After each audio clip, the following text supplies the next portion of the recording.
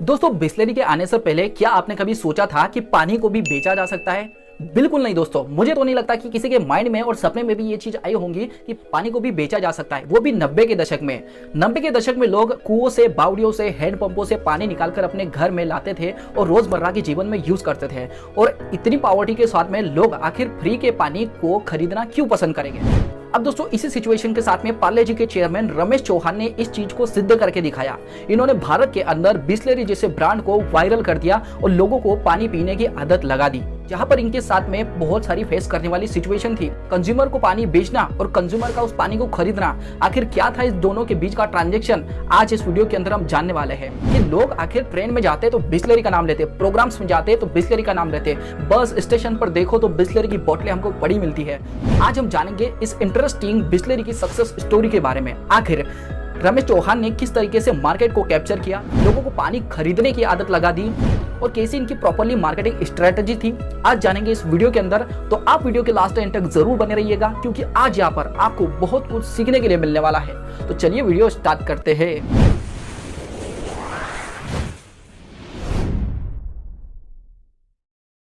नमस्कार दोस्तों, this is Vaibhav today and you are watching the right way. दोस्तों, अब आप सभी के माइंड में थॉट ये होगा कि क्या बिस्लेरी की फाउंडेशन रमेश चौहान ने रखी थी? यहाँ पर आप गलत हो सकते हैं। दोस्तों, एक इटालियन के व्यक्ति सिग्नोर फेलिस बिस्लेरी ने रखी थी, जिनकी एक इटालियन की कंपनी थी जिसका नाम था Bisleri private limited. Felice Bisleri चाहते थे कि वो भारत के मार्केट में इस ब्रांड को लॉन्च करे। उस टाइम पर दोस्तों भारत के अंदर इनके लगभग 5 स्टोर थे, जिसमें से एक कोलकाता के अंदर था और 4 मुंबई के अंदर थे। अब दोस्तों बात करते हैं हम इंडिया की। उसी टाइम पर इंडिया के अंदर पार्ले जी के फाउंडेशन जयंतीलाल चौहान, जिनके 3 बेटे थे, जिनका नाम था प्रकाश, मधुकर एवं रमेश चौहान। 1961 के अंदर उन्हीं में से एक रमेश चौहान, जो कि अच्छे पढ़े लिखे थे, यूएसए से इंजीनियरिंग और बिजनेस मैनेजमेंट की पढ़ाई करके आए थे। उसी टाइम पर 1961 के अंदर इनके बिजनेस का बंटवारा हो गया। उसमें से रमेश चौहान ने 1962 के अंदर पढ़े लिखे होने के नाते, बिजनेस का नॉलेज होने के नाते इन्होंने पार्ले जी ग्रुप की कमान संभाली। उसी के बाद में दोस्तों इन्होंने सोचा कि हम सॉफ्ट ड्रिंक की दुनिया में कुछ ऐसे नए नए इनोवेटिव प्रोडक्ट लॉन्च करते हैं, क्रिएटिव प्रोडक्ट लॉन्च करते हैं कि जो आज तक भारत के अंदर लोगों ने उस चीज का स्वाद न चखा हो। तो दोस्तों इन्होंने बेवरेज की दुनिया में रिवॉल्यूशन लाने का सोचा। इन्होंने अपने बेवरेज प्रोडक्ट लॉन्च करना स्टार्ट कर दिए। उसी के साथ में बात आती है 1969 की। दोस्तों रमेश चौहान ने सोचा कि अगर हम बेवरेज की दुनिया में आगे बढ़ते जा रहे हैं तो क्यों ना हम बिस्लेरी को खरीद लें। दोस्तों 1969 के अंदर रमेश चौहान ने फेलिस बिस्लेरी से इस कंपनी को खरीद लिया और भारत के अंदर बिस्लेरी के प्रोडक्ट रमेश चौहान लॉन्च करने लगे। धीरे धीरे करते दोस्तों ये बिस्लेरी के नाम से पानी और सोडा बेचने लगे। उसी के साथ में 1971 के अंदर इन्होंने अपना एक सबसे पहला प्रोडक्ट लॉन्च किया धमाकेदार मार्केटिंग स्ट्रेटजी के साथ में, जिसका नाम था लिम्का। लिम्का दोस्तों आज भी आपके दिलों में छाया हुआ है। एक नींबू का फ्लेवर देता है और लोगों को पीना बहुत अच्छा लगता है। उस टाइम पर ये फ्लेवर इन्होंने इतने क्रिएटिव और इनोवेटिव तरीके से बनाया था कि लोगों के दिलों में कहीं ना कहीं छाने लगा। उसी के साथ में दोस्तों 1974 के अंदर इन्होंने माजा लॉन्च किया। माजा का नाम सुनते से बिल्कुल मुंह में पानी आने लगता है, क्योंकि माजा एक ऐसा ब्रांड था मैंगो, जो कि हर सीजन के अंदर आपको मैंगो का स्वाद देगा, टेस्ट देगा और मैंगो की ड्रिंक आप हर मौसम में पी सकते हैं। तो धीरे धीरे करते दोस्तों 1978 के अंदर इन्होंने भारत में सबसे बड़ा धमाका किया बेवरेज की दुनिया में, सॉफ्ट ड्रिंक की दुनिया में। इन्होंने थम्स अप लॉन्च किया और थम्स अप इनका इतना जबरदस्त और क्रिएटिव प्रोडक्ट था कि लोगों के दिलों में बहुत ही जबरदस्त तरीके से छाने लगा। लोग केवल थम्स अप ही करते। अलग अलग एडवर्टाइजमेंट के जरिए इन्होंने अपने मार्केट में प्रोडक्ट को लॉन्च करना स्टार्ट कर दिया। फिर बात आती है दोस्तों 1985 की। अब पहले क्या होता था कि जब आप माजा लेते थे, थम्स अप लेते थे, तो होता यह था कि आपको कांच की बोतलों के अंदर ये प्रोडक्ट मिला करते थे। लेकिन 1985 के अंदर इन्होंने इस प्रोसेस को खत्म कर दिया और 1985 के अंदर प्लास्टिक की बोतलों में इनकी पैकिंग स्टार्ट कर दी। यानी कि अगर कोई भी व्यक्ति पीता है तो अपने घर भी लेकर जा सकता है, उसे उस बोतल को रिटर्न देने की जरूरत नहीं। उसी के साथ में दोस्तों धीरे धीरे मार्केट शेयर ये घेरते गए और बेवरेज की दुनिया में इन्होंने भारत का लगभग 60% मार्केट शेयर इन्होंने घेर के रखा हुआ था, कवर कर लिया था। अब धीरे धीरे कंपनी दोस्तों बहुत ही तगड़े तरीके से आगे बढ़ते जा रही थी। फिर दोस्तों 1991 के अंदर इन्होंने 30 लीटर का एक पानी का कैप्सूल लॉन्च किया। यानी कि पहले तो वो बिस्लेरी की पानी की बोतलें बेचा करते थे, उसी के बाद में इन्होंने बड़े ड्रम भी आना स्टार्ट कर दिया है, जो कि ऑफिस के यूज में और घरों में भी लोग यूज कर सकते थे। और पानी के अंदर इनोवेशन कुछ ऐसा था कि ये मिनरल्स वाटर बेचते थे, जो मटकों के अंदर आपको मिलता है उस तरीके का पानी इनकी बोतलों में नहीं होता था। ये मिनरल्स वाटर और फिल्टर किया हुआ वाटर बेचते थे। उसी के साथ में लोगों को पसंद आने लगा। अगर लोग आउट ऑफ जाते, बस में जाते, ट्रेन में जाते, तो बिस्लेरी खरीदना एक बार से पसंद करते और लोगों के माइंड में केवल बिस्लेरी ही था। अब दोस्तों बात आती है 1993 की। 1993 के अंदर कुछ सिचुएशन ऐसी पलट गई कि रमेश चौहान को अपनी सॉफ्ट ड्रिंक को बेचना पड़ा। ओहो हो, ये उनकी लाइफ का सबसे बड़ा डिसीजन था। अब दोस्तों आप सोच रहे होंगे कि आखिर कौन सी कंपनी ने इनकी सॉफ्ट ड्रिंक को खरीदा और आखिर क्यों खरीदा और क्यों रमेश चौहान ने इसको बेचा।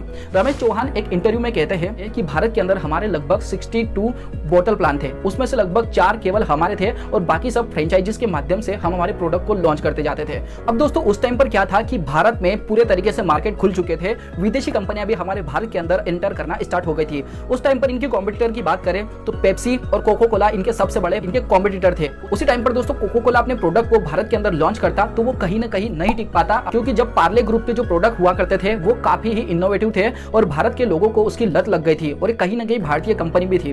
तो यहाँ पर कोको कोला ने इनकी सॉफ्ट ड्रिंक खरीदने की डिमांड रखी है। उसी टाइम पर रमेश चौहान के गलत बर्ताव के कारण इनके जो फ्रेंचाइजीज मॉडल थे, जो इनके बॉटल प्लांट थे, उसमें से कई लोग कोको कोला के अंदर शामिल होने लगे। धीरे धीरे करते इनके भारत के अंदर जो 62 बॉटल प्लांट थे उसमें से कहीं ना कई लोग कोको कोला के अंदर शामिल होने लगे, तो इनकी फ्रेंचाइजीज भारत के अंदर धीरे धीरे कम होने लगी। बिजनेस से फ्रस्ट्रेट होकर रमेश चौहान ने आखिर इसको बेचने का निर्णय लिया और पूरी पार्ले ग्रुप की सॉफ्ट ड्रिंक को इन्होंने कोको कोला को बेच दिया।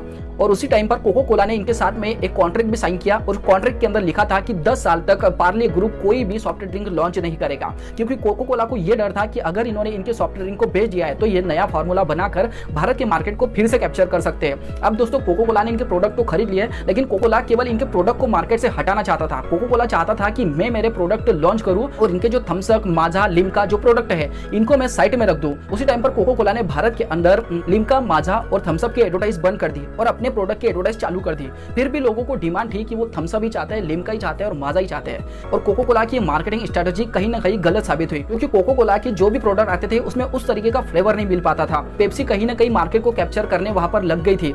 तो फिर कोको कोला ने डिसीजन लिया कि वो थम्स अप, लिम्का और माजा जैसे सॉफ्ट ड्रिंक प्रोडक्ट को ही आगे बढ़ाएगा। उसने फिर से उसकी एडवर्टाइजमेंट को दिखाना लोगों को स्टार्ट कर दिया और धीरे धीरे कोको कोला भी अपने मार्केट शेयर को घेरने लगी। फिर दोस्तों क्या हुआ कि रमेश चौहान ने सॉफ्ट ड्रिंक को छोड़कर केवल बिस्लेरी के प्रोडक्ट पर फोकस करना स्टार्ट कर दिया। ये केवल पानी और सोडा ही बेचा करते थे और पूरा फोकस इन्होंने बिस्लेरी के प्रोडक्ट पर लगा दिया। उसी के साथ में 2006 के अंदर क्या हुआ दोस्तों कि तब तक भारत के अंदर बेवरेज की दुनिया में कई ऐसी कंपनियां आ चुकी थी। कोको कोला ने भी अपना किनले लॉन्च कर दिया था। किनले जो कि पानी की बोतल बनाता था, कई कंपनियों ने मार्केट के अंदर एंटर कर लिया और भारत की कई कॉपीराइट कंपनियां आ गई जो कि बिस्लेरी के प्रोडक्ट की तरह ही पानी की बोतलें बेचा करती थी। लेकिन उसमें होता यह था कि जो बिस्लेरी की कंपनी की प्रोडक्ट आते थे उसका बोतल का रंग नीले कलर का होता था। तो कई भारत की ऐसी कंपनियां नीले ही कलर की पानी की बोतलें बनाया करती थी, जिससे क्या होता था कि लोगों को यह नहीं पता चलता कि बिस्लेरी है या फिर इनकी कोई अलग कंपनी है। तो लोग बिस्लेरी को समझकर इनकी पानी की बोतलें खरीद लिया करते थे कॉपीराइट कंपनियों की। उसी के टाइम पे बिस्लेरी ने अपनी बोतल का कलर चेंज करने का सोचा। इन्होंने ब्लू से इसको ग्रीन पर लेके आ गए और ग्रीन कलर की इनकी बोतलें आने लगी। उसी के साथ में दोस्तों बारी आती है 2016 की। 2016 में इन्होंने क्या किया कि फिर से सॉफ्ट ड्रिंक की दुनिया में कदम रखना स्टार्ट कर दिया। इनका जो 10 साल का कॉन्ट्रैक्ट था वो कहीं ना कहीं खत्म हो गया था और इन्होंने सोचा कि फिर से हम सॉफ्ट ड्रिंक लाना स्टार्ट करते थे।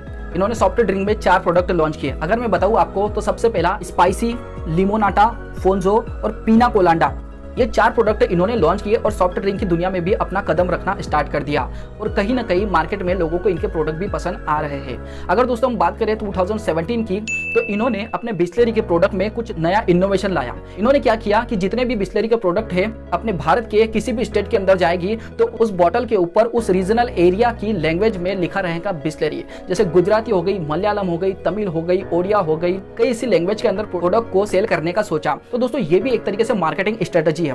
दोस्तों अगर आपकी एरिया की रीजनल लैंग्वेज में ही आपको वो प्रोडक्ट मिलता है तो आपको एक तरीके से खुशी होती है और एक अपनापन झलकता है। तो ये भी रमेश चौहान की एक मार्केटिंग स्ट्रेटजी थी जिसमें इन्होंने अलग अलग लैंग्वेज के अंदर अपने प्रोडक्ट को लॉन्च किया। दोस्तों अगर हम इनके प्रेजेंट टाइम में मार्केट शेयर की बात करें तो पूरे भारत भर के अंदर लगभग 36% बिस्लेरी ने अपने मार्केट को घेर के रखा हुआ है। उसी के साथ में इनकी कॉम्पिटिटर किनले जो कि कोको कोला का प्रोडक्ट है उसने 35% मार्केट शेयर को घेर के रखा हुआ है और एक तीसरा कॉम्पिटिटर बेवरेज की दुनिया में जिसका नाम था एक्वाफिना जिसने लगभग 15% मार्केट शेयर को घेर के रखा हुआ है। फिर भी कंपनी एवरेज मॉडल के हिसाब से आगे बढ़ते जा रही है। दोस्तों अगर हम इनके मैन्युफैक्चरिंग प्लांट की बात करें तो पूरे भारत भर के अंदर लगभग इनके 122 मैन्युफैक्चरिंग प्लांट है और उसी के साथ में 4500 डिस्ट्रीब्यूटर्स और पूरे भारत के अंदर प्रोडक्ट को सेल करने के लिए 5000 ट्रक इनके पास में वर्तमान में मौजूद है, जिसके साथ में पूरे भारत के अंदर अपने प्रोडक्ट को सेल करते हैं। और दोस्तों अगर मैं 2021 की इनके रेवेन्यू की बात करूं तो उसका डाटा हमारे पास में उपलब्ध नहीं है, लेकिन अगर विकिपीडिया की वेबसाइट के अनुसार मैं आपको बताऊं तो 2018 के अंदर इनका रेवेन्यू लगभग 1500 करोड़ रुपए था। उसी के साथ में आप सोच सकते हैं कि ये अच्छी ग्रोथ के साथ में आगे बढ़ते जा रहे हैं। तो दोस्तों ये था इनका बिजनेस मॉडल।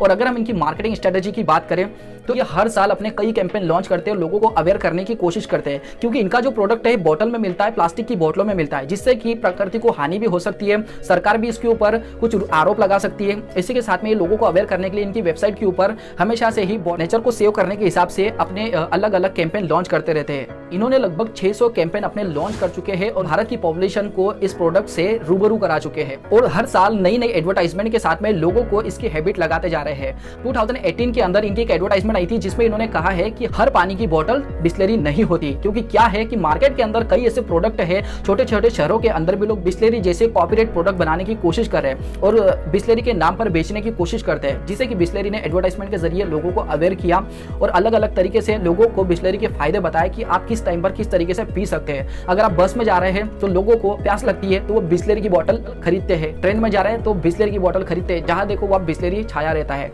लेकिन कई ऐसे कॉम्पिटिटर है जो भारत के अंदर बिस्लेरी को पीछे छोड़ने के लिए धीरे धीरे आगे भी आते जा रहे हैं। दोस्तों, इस स्टोरी से हमको बहुत कुछ सीखने के लिए मिला। हमने इसके बिजनेस मॉडल के बारे में जाना, रेवेन्यू मॉडल के बारे में जाना, मार्केटिंग के बारे में जाना, किस तरीके से इन्होंने मार्केट को कैप्चर किया, सब कुछ डिटेल हमने इस वीडियो के अंदर जाना। तो दोस्तों, आपको क्या समझ में आया इस केस स्टडी से, सक्सेस स्टोरी से, मुझे कमेंट बॉक्स में लिखकर जरूर बताएं। और दोस्तों, ऐसे ही इंटरेस्टिंग वीडियो के लिए, बिजनेस से रिलेटेड वीडियो के लिए इस चैनल को सब्सक्राइब कर दीजिए और बेल आइकन को प्रेस करना बिल्कुल ना भूलें, क्योंकि यहाँ पर आपको बिजनेस से रिलेटेड केस स्टडी मिलती है जिससे कि आप बहुत कुछ सीख सकते हैं और अपने बिजनेस के अंदर उन चीजों को अप्लाई कर सकते हैं। तो मिलते हैं नेक्स्ट वीडियो में किसी अच्छे टॉपिक के साथ में। तब तक के लिए धन्यवाद।